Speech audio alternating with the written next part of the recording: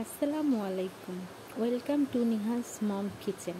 অনেক অনেক শুভেচ্ছা জানিয়ে শুরু করছি নতুন আর একটি ভিডিও। আজ আমি মাছের মাথা দিয়ে ফুলকপি রান্না করে দেখাবো। সকলে ভিডিওটির সঙ্গে থাকবেন। প্রথমে কড়াইয়ে তেল দিয়ে পেঁয়াজ কাঁচামরিচ কুচি হালকা ভেজে নেব।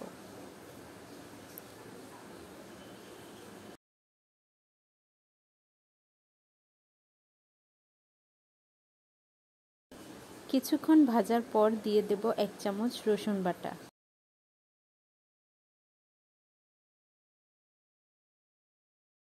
হাফ চামচ হলুদ গুঁড়ো, 1 চামচ মরিচ গুঁড়ো, স্বাদ মতো লবণ আর সামান্য একটু পানি দিয়ে ভালো করে মশলাটা কষিয়ে নেব। সামান্য হলুদ ও লবণ দিয়ে ভেজে রাখা মাছের মাথাটা দিয়ে দেব।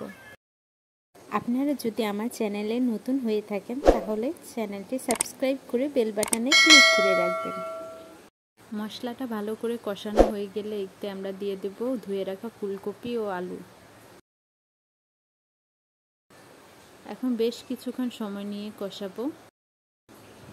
আর যদি ভিডিওটি ফেসবুক পেজ থেকে দেখে থাকেন তাহলে পেজটি ফলো করার জন্য অনুরোধ রইল। ভালো করে যখন কষানো হয়ে যাবে তখন এতে সামান্য একটু পানি দিয়ে দেব। ভিডিওটি ভালো লাগলে লাইক কমেন্ট করে জানাবেন।